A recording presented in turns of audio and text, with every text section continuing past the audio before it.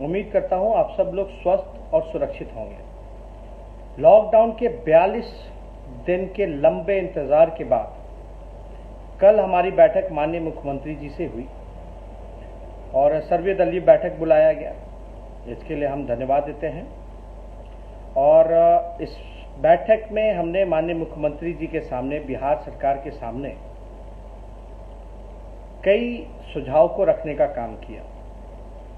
उनमें से जो सबसे महत्वपूर्ण सुझाव जो हैं, जो आप लोगों के बीच मैं साझा करना चाहता हूं, सबसे पहला कि बिहार में टेस्ट जो है वो ज़्यादा से ज़्यादा हो, बल्कि रैंडम टेस्ट होने चाहिए और आबादी के अनुपात में टेस्ट की संख्या होनी चाहिए। और स्क्रीनिंग से ज़्यादा जो फोकस जो हमारा होना चाहिए वो टेस्टिंग पे होना चाहिए। स्क्रीनिंग इसलिए क्योंकि आप लोग सब लोग को मैं बता दूं कि जो स्वस्थ दिखने में भी है उसको भी पॉजिटिव कोरोना जो केस जो है वो हो रहा है। इसलिए हमने सुझाव दिया कि स्क्रीनिंग का कोई फ़ायदा नहीं है, इसके लिए ज़्यादा से ज़्यादा टेस्ट हम लोगों को करना चाहिए। जो छोटा सा हरियाणा प्रदेश है उसकी संख्या टेस्टिंग में ज़्यादा है, लेकिन बिहार की कम है, तो इसलिए आबादी के अनुपात में ये संख्या जो है टेस्ट की वो होनी चाहिए। नंबर दूसरा, हमने बिहार सरकार से पूछा कि वेंटिलेटर्स की कितनी संख्या है, पीपीई किट्स की क्या संख्या है, और केंद्र सरकार जो है आपको क्या सहयोग किया है, इसमें आप पूरा ब्यौरा आप जो है खुल करके बताइए। कितने पीपी किट्स मिले हैं, यानी डॉक्टर जो हैं कई वो उनको पीपी किट्स नहीं पहुंचे हैं, और वेंटिलेटर जो है बहुत ही ज़रूरी है इलाज के लिए। तो ये सारी जो हेल्थ इक्विपमेंट्स की जो चीज़ें हैं, सामग्रियां हैं, ये अब तक बिहार सरकार के पास वेंटिलेटर कितने हैं, उनको याद दिलाया कि विधानसभा में जब उन्होंने भाषण दिया था तो उन्होंने 100 जो है वेंटिलेटर्स की बात कही थी कि हमने हेल्थ डिपार्टमेंट को कह दिया है। और हमने ये महत्वपूर्ण भी सुझाव दिया कि दूसरे राज्य जो हैं वेंटिलेटर जो हैं या और चीज़ें जो हैं हेल्थ से रिलेटेड वो डायरेक्ट खरीद रही हैं, तो बिहार सरकार भी खरीदे, जैसे छत्तीसगढ़ हो या केरल सरकार हो, ये डायरेक्ट ले। अब इसमें क्या उलझने हैं नहीं हैं, लेकिन बेहतर ये होगा। और साथ ही साथ हमने पूछा है कि केंद्र सरकार ने कितना सहयोग किया, आपको कितने वेंटिलेटर्स केंद्र सरकार ने दिए, पीपी किट्स कितने दिए, टेस्टिंग किट्स कितने उपलब्ध केंद्र सरकार ने कराने का काम किया। और हालांकि जो जवाब मिला उससे हम लोग संतुष्ट नहीं हैं और कोई ठोस इस पर कोई जवाब ही नहीं मिला कि कितने केंद्र सरकार ने क्या सहयोग किया। और हमने ये निवेदन की माननीय मुख्यमंत्री जी से कि और प्रदेश के मुख्यमंत्री जो हैं वो बाहर निकल रहे हैं, लोगों के बीच जा रहे हैं, आइसोलेशन सेंटर्स को देख रहे हैं। हेमंत सोरेन जी को हमने रेलवे स्टेशन के बाहर देखा। केरल के मुख्यमंत्री हों, बंगाल के मुख्यमंत्री हों या राजस्थान के मुख्यमंत्री, हर कोई जो है मुख्यमंत्रियों का एक्शन देख रहा है और खुल करके सामने आ रहे हैं, चुनौती को स्वीकार कर रहे हैं और कमियों को दूर कर रहे हैं। प्रेजेंटेशन हम लोगों के सामने रखा गया, हेल्थ डिपार्टमेंट ने रखा और आपदा के जो प्रबंधक जो अभी जो हेड जो लीड कर रहे हैं प्रतीक जी ने, उन्होंने प्रेजेंटेशन रखी।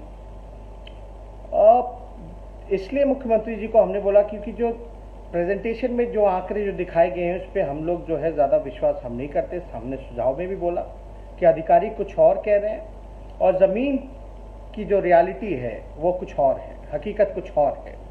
इसलिए आप बाहर निकलिए, आप जो बैठक करते रहे हैं और जो फैसला जो भी लिया कि वो इम्प्लीमेंट हो भी रहा है कि नहीं हो रहा, या अधिकारी जो है आपके आंखों में धूल झोंकने का काम कर रहे हैं, गलत आंकड़ा दे रहे हैं।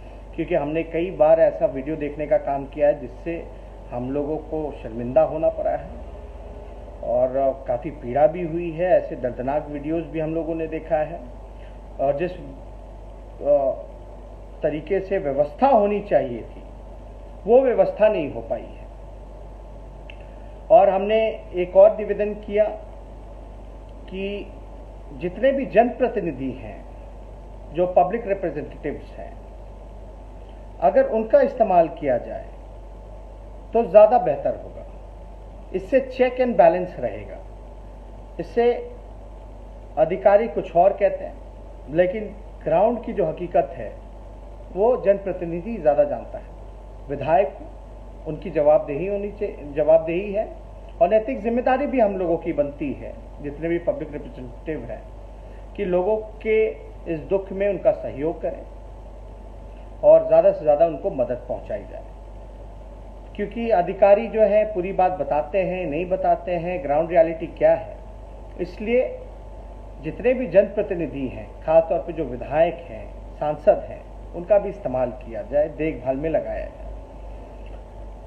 और एक बहुत ही महत्वपूर्ण विषय जो हमने फेसबुक लाइव करके भी हमने आप लोगों से साझा किया था, एक MHA का एक नया गाइडलाइन आया है 3 मई का जो लेटर है, जिसमें भल्ला जी के ऑर्डर से निकला है कि जो बिहार के मजदूर हैं, जो घर जाना चाहते हैं, जो काम के सिलसिले से बाहर गए थे, मजदूरी करने गए थे, उनको वापस नहीं लाना है। तो हमने माननीय मुख्यमंत्री जी से कहा कि ये तो अन्याय है। जो बिहार के लोग, बिहार के मजदूर जो घर आना चाहते हैं, ये एक ऐसा गाइडलाइन है, इसमें जो है तुरंत किसी भी प्रकार से इस गाइडलाइन को जो है बदलवाया जाए। और आपकी तो बात सुशील मोदी जी कहते हैं कि भाई आपकी बात केंद्र मानता है, क्योंकि हमने देखा था कि पहले भी सुशील मोदी जी ने कहा था कि जब गाइडलाइन की जब नियमों का हवाला दिया जा रहा था तो गाइडलाइन के बारे में बताया गया कि मुख्यमंत्री जी के कहने के बाद, सुझाव देने के बाद केंद्र ने माना है। तो उम्मीद करते हैं इसी प्रकार से कि ये गाइडलाइन में भी तब्दीली होगी और जो भी कन्याकुमारी से, कश्मीर से कन्याकुमारी जो भी हमारे भाई फंसे हैं, उनके लिए घर वापस आने के लिए, मजदूर जो गरीब हैं, एक राहत का काम जो है, उनके लिए राहत मिलेगी और उनको छूट मिलेगी। तो इसलिए हमने ये गाइडलाइन का भी हवाला दिया।